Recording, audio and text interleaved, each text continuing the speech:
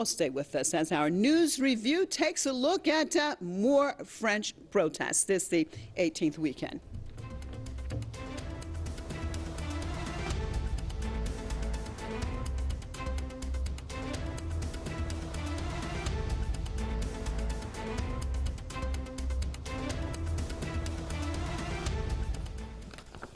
Well, on the 18th weekend of Yellow Vest rallies in Paris, French police once again clashed with anti-government protesters.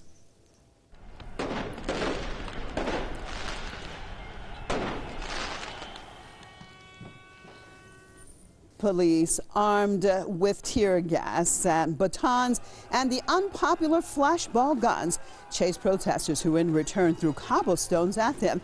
Angry demonstrators damaged stores and public property and set trash cans on fire. Several demonstrators were injured and many more were arrested. Now, protesters say the government is only supporting the rich.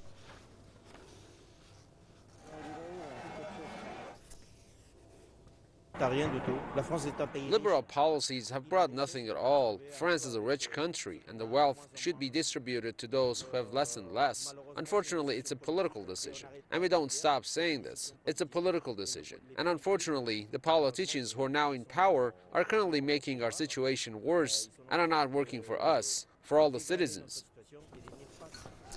Well, this is the 18th weekend in a row since the start of the rallies in mid-November. At first, the protests were initiated against President Emmanuel Macron's planned fuel price hikes, but they snowballed into a national movement rejecting Macron's policies and his leadership altogether.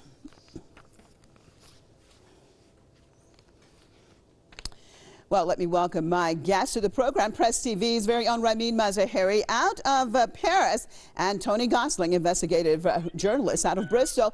Thank you both for being with us. Well, let's start with Ramin and filling us in on the latest. Ramin. Well, it certainly has been the most violent day since December, and I really put the onus on the cops because from the very start of today's protest, they were launching tear gas and water cannons and being violent. They didn't really even give the protesters a chance to show that they were here to be peaceful. And the government and the riot police, they always set the tone. So the tone that they set for today, the orders that they got, were obviously to repress this demonstration with extreme prejudice. And we have seen real shock and real anger from the protesters, and that has resulted in major violence here today. We are standing right next to a burned-out newspaper kiosk, one of a half dozen here on the Champs-Élysées, which have been burned to the ground. There was a bank. There was a very prominent right-wing restaurant, and just constant tear gas, constant things on fire, scooters, motorcycles.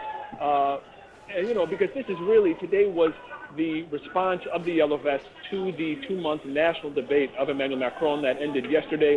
People were very skeptical from that from the very beginning, and it turned out to be, you know, really something of a propaganda or advertising campaign for Macron. And I say that because he was supposed to use it to show that he was listening to public opinion, and that he was going to listen to public opinion and then incorporate public opinion into public policy. But instead, it was mostly him talking, giving Fidel Castro-sized speeches without any of Castro's solidarity or nationalism. You know, so what we have here today, right now, people are just fleeing tear gas. We thought that we would be in a calmer place, but the cops, it's towards the end of the night. They are really getting rough, and protesters are certainly getting very upset. We've been seeing looting, we've been seeing a lot of violence and anger, and it's really going to get worse. Last thing I'll say is the plan is for this demonstration to go to Élysée Palace, the residency of the president.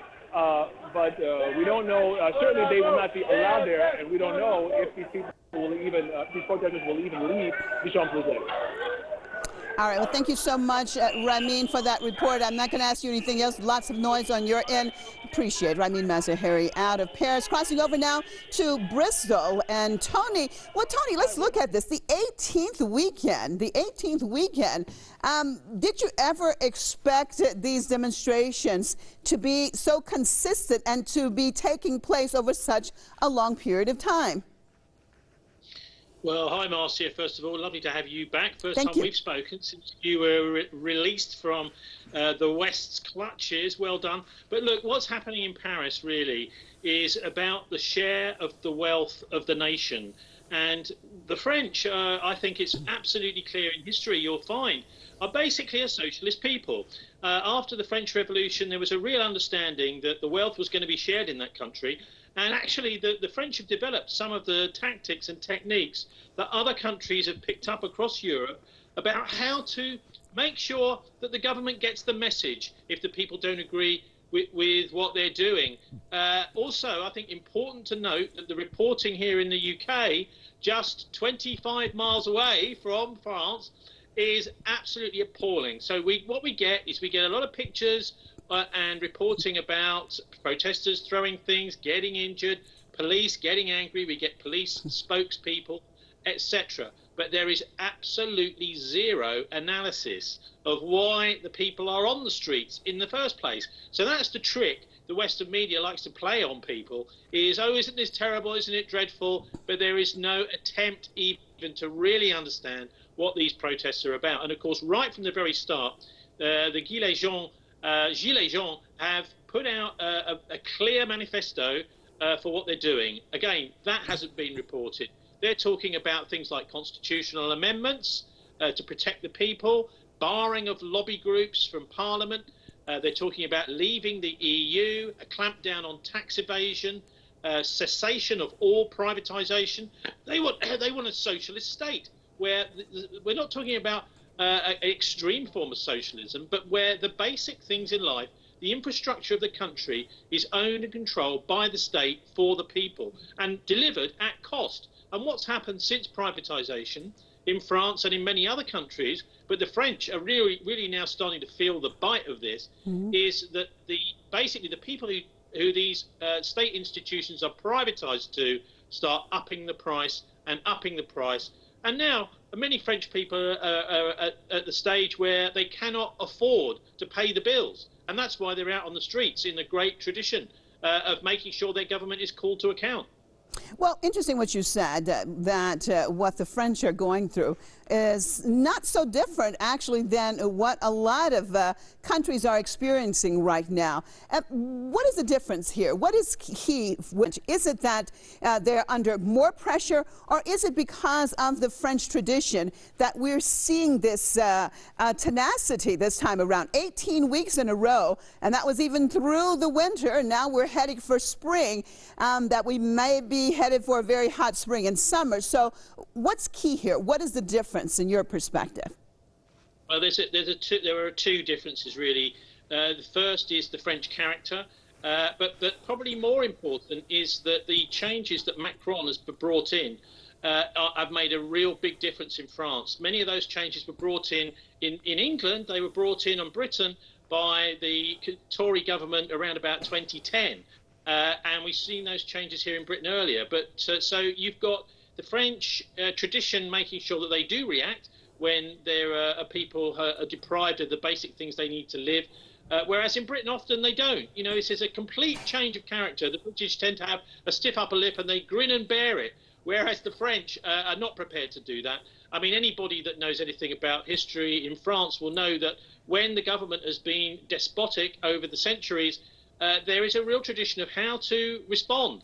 And they will go out on the streets, they will build barricades, and I can tell you this protest is not going away. As we've seen today, a real increase in rioting on the streets. Now, that's not to allow the rioting and say it's a good thing, but the French will be upping the ante and upping the ante all the time. In other words, making their protests more visible, more effective, more damaging to the elite of the country until Macron is either gone or that he starts to listen. And I think what we've got now is a France where the individuals have decided that Macron is never going to listen.